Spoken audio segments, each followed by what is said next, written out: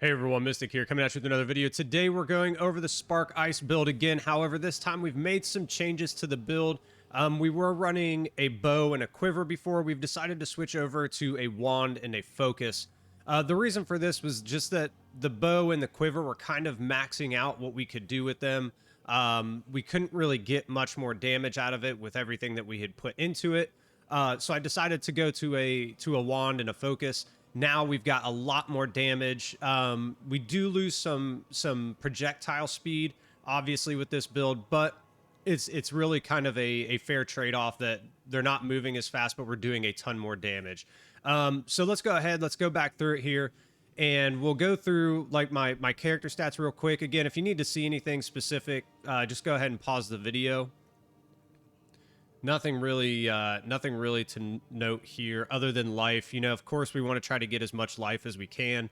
We are now at about 3,300, so it feels a little better. We can cast more, don't have to necessarily worry about dying as much.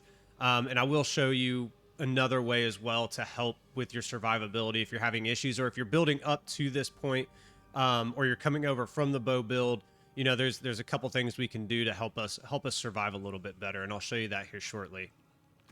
To get into the skills, really, there's no changes to the skills. There is a couple of support gems that I put in here that did change, but to just go over it, we're running Life Remnants with Harmonic Remnants 2, Remnant Potency 1.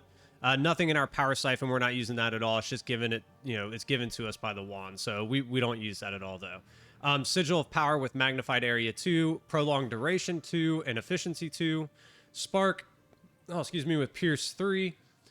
Projectile Acceleration 3. This is a new one. I actually ended up having this drop off of the boss. I can't remember the name of the map, but basically this boss ended up dropping this. This gets us a massive amount of damage. If we take this off, you can see, I mean, we lose 18,000 DPS off the top. So this is definitely a big part of it. You do not need this. If you aren't running that, I'm trying to think of what I had in here before. Can't really remember. I think it was rapid casting. I think we had rapid casting. So if you don't have that gem, go ahead and throw rapid casting in there, and you'll be just fine. You'll be just fine. Efficiency 2 and Lightning Mastery. On Frostbomb, we're running Potent Exposure, Harmonic Remnants 2, Magnified Area 2, and Cooldown Recovery 2. You could even throw Cold Mastery in here if you really wanted to. That's also an option. Cast on Critical with Snap, Flame Wall, Harmonic Remnants 2, Boundless Energy 2, and Energy Retention. Siphon Elements with Harmonic Remnants 2 and Cold Mastery. Orb of Storms. Oh, you know what? I don't know if you'd be able to run. Now that I say that, I don't know if you'll be able to throw Cold Mastery on here as well. You might be able to. I don't know if it limits you on the masteries. That's something you would have to play with. But you might be able to. I didn't even recognize that. So just early warning there. Maybe you can run Cold Mastery on here, maybe you can't. Orb of Storms with Overabundance 2. Harmonic Remnants 2, Rising Tempest, and Considered Casting, and then Elemental Weakness with Heightened Curse, Magnified Area 2, and then Cursed Grounds. That's it for the skills. Really not much of a change between the bow and quiver and here. Like I said, basically we're running Lightning Masteries a little bit different. I think we had that on there last time, but on the original build that I watched, this wasn't a part of it. I put it on there. I like it better. And the Bloodletting is new as well, but everything else should pretty much be the same. To get into the gear, one thing I do want to note, on the other build, I did have some dexterity items on there, so we had to have a good amount of dexterity as well. I decided to move away from that, and I went more towards energy shield bases, just because they are intelligence based. That way I could spec out a dex and spec into strength. That's why we got some more life, because we're able to get more strength into our build, and not because of our helmet and our gloves. We had to spec into dex a little bit. We actually got to take that off. This gets us more life. It feels better. I would recommend doing the same thing. If you have anything on your build that requires dexterity, I would suggest taking that off and go towards anything that's going to have intelligence, because we have to have a massive amount of intelligence anyway. On our weapon set too, again, all you're looking for is a chiming staff. We want sigil of power, so the higher the sigil of power you can get, the better. Other than that, that's it. That's all you need on that. For the wand, you really want to be focusing on quite a few things on your wand. You want spell damage, you want cold damage, you want level of all spell skills, and you want cast speed. That's really about it. You don't need to worry about mana or reduced attribute requirements unless, you know, your attributes aren't high enough at that certain point. But mana, because of the skill that we're using, we don't even have mana, so mana doesn't matter at all. But you want spell damage, cold damage, level of all spell skills, and cast speed. That's what you're looking for. On our helmet, you're going to be looking for max life, crit hit chance, and any reses you can get. On our focus, you're going to be wanting spell damage, cold damage, level of all spell skills, and cast speed, and then any resistances that you can get, you're going to want those on there. Now, I will say this isn't the best focus. The only reason I say that, it has a +4 level of all spell skills, which is really what I wanted. You can get one higher. However, when I found this, it was already sanctified, so we are missing not only quality, but we're missing a socket on this. If you're struggling to max out your resistances and things like that, this would definitely help to have that extra rune socket to be able to put a resistance in there. We did end up losing 11 because we were running you know, the Takati Soul Core in here to get more chaos resistance. So this isn't the best option, you know, the best example. So what you'd be looking for is one that you could obviously have quality and a socket on to help you get your resistances if that's a struggle for you. Luckily, we are not struggling, so I decided to go ahead and get this one. I would like the chaos resistance, but it's fine as it is. Now on our amulet, you're going to be wanting, you know, if we can get strength on here, great, because strength's going to help give us life. But really what we're looking for is spell damage, max life, spirit. Again, you need to have at least 30 spirit on this to make it work. So that way you can have your gems working, your support gem, or your skill gems, excuse me. So you want to make sure you have at least 30 spirit, level of all spell skills, and cast speed. You know, strength is just an added bonus, but the main things we're focusing on are spell damage, max life, spirit, spell skills, and cast speed. Again, this one was another one that I bought simply because it has +3 level of all spell skills. This is not a very good example as far as the allocation that we're getting here, because we're getting mental perseverance. This does absolutely nothing for us. This does absolutely nothing for us. But it was already corrupted, and it was better than the one that I had. So I went ahead and threw it on, especially because on the last build with the bow and the quiver, we were allocating something that gave us bonuses from our quiver. So it didn't matter that this had mental perseverance on it. It's not hurting us. It's not helping us. But again, this isn't a good example. You would want to allocate anything that's going to get life regen or anything to do with crit chance or crit damage bonus. I'll show you an example in the skill tree of what you'd want to maybe allocate to, and we'll get into that later.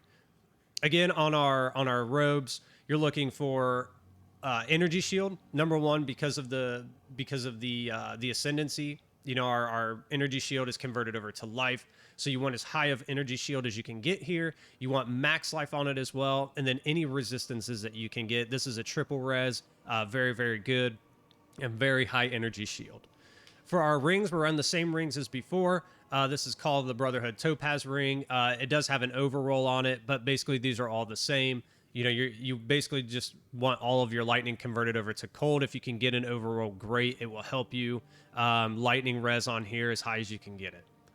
For our other ring, again, we're running the Seed of Cataclysm Lazuli ring, basically just to take advantage of the crit hit chance and the critical spell damage bonus. That's really all there is here. The chaos resistance helps really, really, really well. The mana stuff doesn't matter at all. For our gloves, you're looking for adding, or I'm sorry, not adding physical damage. You want max life and any reses you can get. If you can add cold damage, that's great. Or if you can get anything to do with like basically lightning or cold, that because everything is converted over from our Call of the Brotherhood Topaz ring. So if you can get that on your gloves, that's great. But max life and your reses is primary. Any cold or lightning damage to attacks is great as well. On your belt, all we're looking for is max life and your resistances. Everything else doesn't matter here. And then on our boots, movement speed is number one. But then again, you're looking for max life and your resistances. So any of those that you can get on there is going to be good. And that's pretty much it for the gear. So we'll go ahead. We'll get into the skill tree here. Again, this is the node here, the Crimson Power that I was talking about on the chest piece. You want to make sure, because on this skill node here, Crimson Power, we're converting our energy shield to life. So you want to get as high of energy shield as possible. And then as well, if you wanted to, if you got a good amulet and you want something to help regenerate life,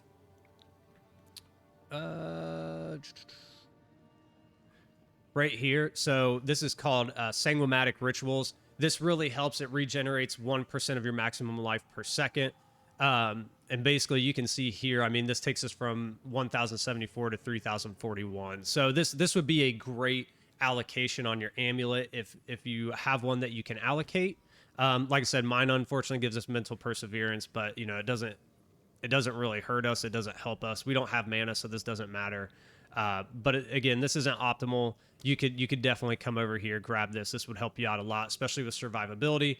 Or if you're not going to do that, you want to allocate into something that's going to do like crit chance or crit damage bonus. Those are going to be your best fits. As far as the skill tree is concerned, there's really no changes to what we were running before. Again, we are Blood Mage, so you want to make sure you take Vitality Siphon, Sunder of the Flesh, Grasping Wounds, and then our Crimson Power. You're going to make your way up, through the skill tree, allocating weapon set 1s and 2s where we were before. Everything is pretty much the same. There's no difference. The only thing is that now we are a few levels higher, so we have come up and grabbed some elemental damage here. And then as we were making our way down over here, we came up, we grabbed our chilled, our sigil of ice, and we also grabbed some more cold damage as well. But other than that, nothing really changed on the skill tree as far as like major changes or anything like that. Other than that, guys, that's really about it. This build absolutely melts now. I think when we left off before, this was getting somewhere around 37,000. Our spark was somewhere around 37,000. With all of our buffs and stuff going, we'd hit like 50, 51. We're now base 67. This goes all the way up to about 130,000 once all of our buffs are up. So it is massive, massive improvement. It's much stronger. It does clear a little bit faster, even though we lost a ton of our projectile speeds from our bow and our quiver. It doesn't really matter because we're doing so much more damage. It is much tankier. It feels better because we're able to pick up more life remnants as we're running through the map. So our life isn't even really a huge issue anymore. Getting bogged down can be an issue. Single target, the only real issue you're going to have is if you're not getting enough life orbs life remnants from the bosses. It can kind of slow down just a little bit because you can't cast, especially if your life is really, really low. But typically you'll get right back up. And that's really about the only concern I would have about it. But we're melting bosses way faster. I think we've done pretty much every single. Yeah, I mean we've gone all the way up on most of these. I haven't ran these yet. I have a ton of logbooks. I'm going to run those, and we could definitely do T4 with this. All in all, it's a great build. I've really enjoyed the changeover from the bow and the quiver over to the wand and the focus. I think this is definitely the path you'd want to go if you're looking for more power and if you're looking for better clear speeds and for better damage, especially if you're going to go do bossing. Again, I'm doing these solo and I'm able to beat out all the bosses fairly easily. There's really no struggles, and now it does it a lot faster. But yeah, guys, let me know if you have any questions or if you have any recommendations for me for the build. And yeah, guys, come check me out on stream, and we'll see you out there. Later, guys.